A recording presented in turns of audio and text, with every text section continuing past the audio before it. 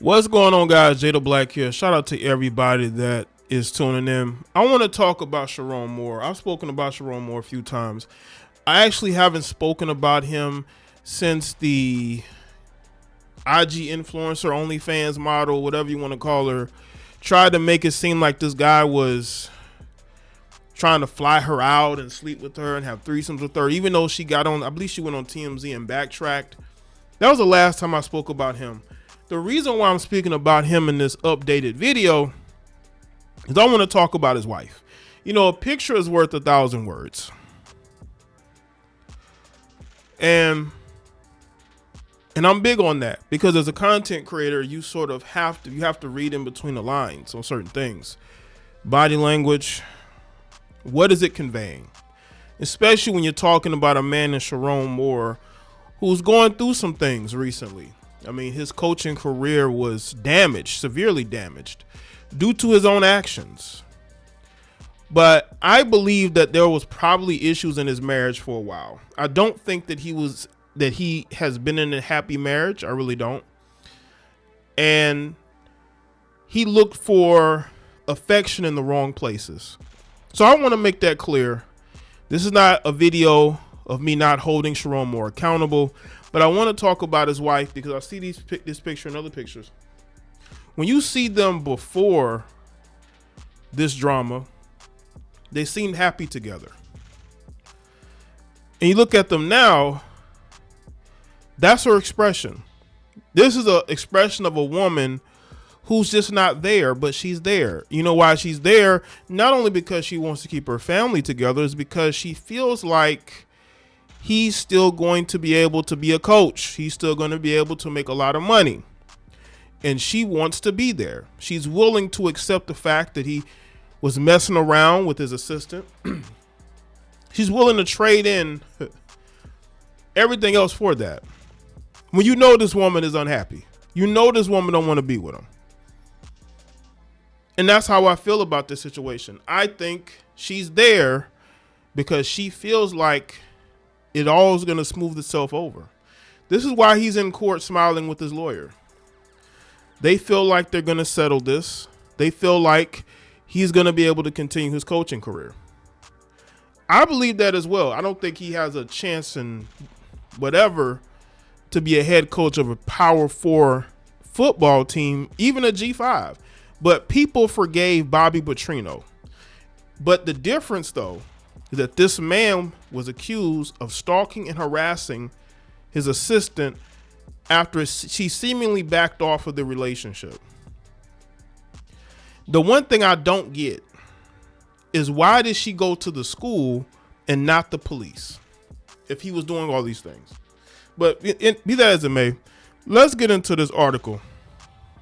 Sherrone Moore appeared in court on Thursday and he looked to be in great spirits with his wife Kelly by his side. The former Michigan Wolverines football coach wore a dark suit and black tie as he walked into the Washtenaw?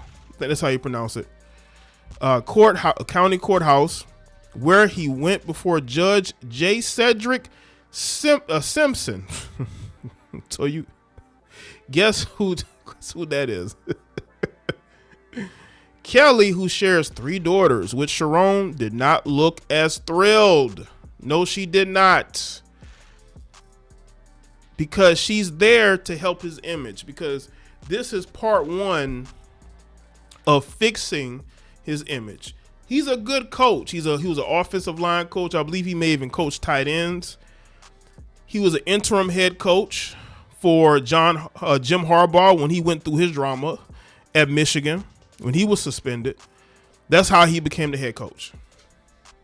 He will get another coaching opportunity. You give it some time, he will get another opportunity. He's not going to be blackballed. I will be shocked if he's blackballed. He's going to try to get through this case, settle it, and he's probably going to do some public interviews, maybe go on speaking tours, and he's going to have his wife with him. Because she believes in him. She believes that one day he's going to be able to get back to coaching and making money for the family. Maybe that's the difference between white women and black women. I think black women will stick by a black man if he's in some stuff. But she's willing to stay there. She's willing to be there to help him because she believes in him. She believes that he's going to get another opportunity to coach in college football. I don't know. It may take some time. I mean, Michigan State ex-head football coach, the scandal that he was in, he still has yet to coach. I mean, maybe he's coaching now. I'm not quite sure. Because one of the differences I think I've seen, even though, again, he's accused of stalking, harassing, he was arrested for it. The Mel Tucker thing, people felt a little bit more disgusted about because the woman that Mel Tucker was dealing with was an assault survivor. And she would go to campuses, and I guess she would speak, and he had her come there and speak. I don't know if it was university or it was him. And he started a relationship up with her. You know, weird behavior. Like, is it really that dry up there in Michigan for brothers? I mean, that's not the state y'all should be coaching in, especially in college. You get caught up. It ain't a lot to do, I guess, and they get caught up.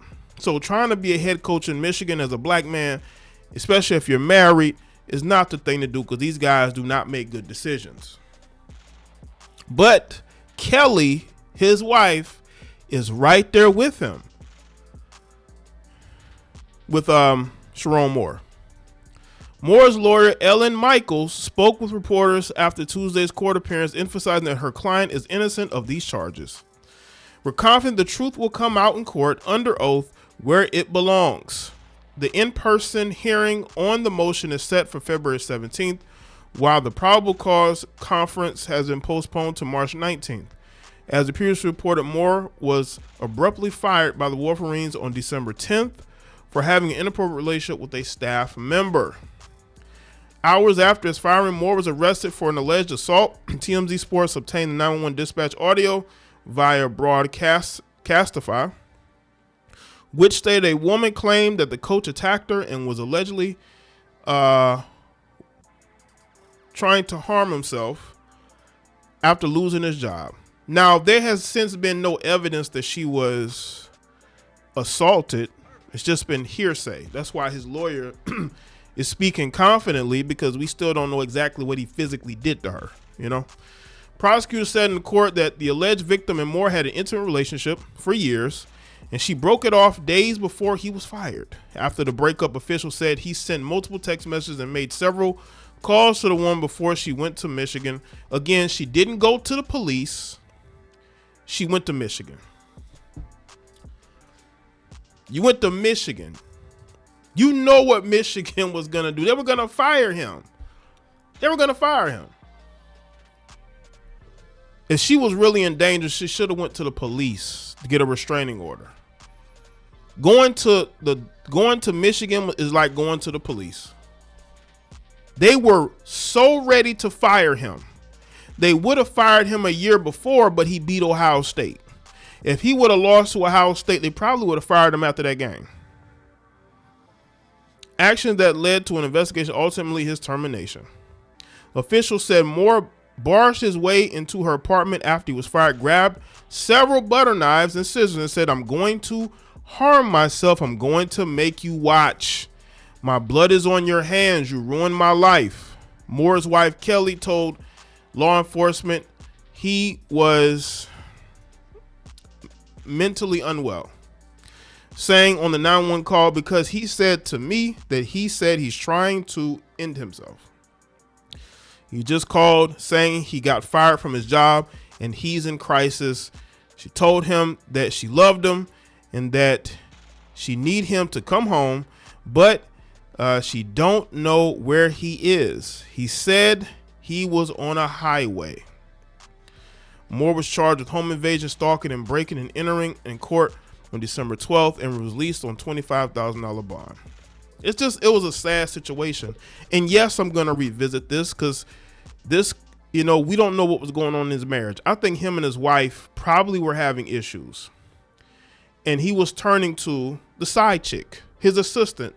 Again, it's on him. He made the mistake of having this woman around him at his job. That's the but he wanted to have an environment where he felt like he can be comfortable and have love, because I don't think he had love at home.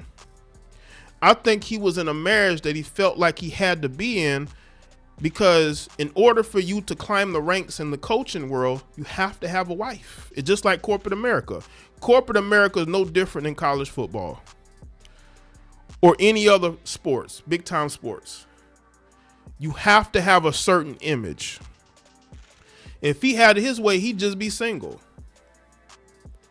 And his wife is probably there because, again, who he is and what he can do.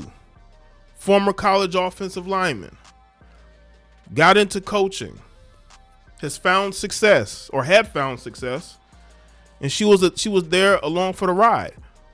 But not only did thirst destroy him, but the fact that I feel like he was in a loveless marriage he couldn't get out of. Because trying to divorce your wife while you're the head coach of the Michigan Wolverines would have been a bad look. Now, again, this is my opinion. I have no proof of or evidence that they had any troubles in their marriage. None whatsoever. This is 100% my opinion. But when you see photos like that, what does that tell you? What does that convey to you people who are body language experts? They both are in it for certain reasons, and it ain't love. He's with her for his career. She's with him for the money he can make her. And she's willing to be there to help him in hopes that he's able to revive his career. So we'll see what happens next. I just wanted to speak on this. Some of you may not care. If you don't have to tell me you don't care. But let me know what you think other than that in the comment section below. Make sure you like this video, hype it up, share it, follow me on all my social media, and I will see y'all next one.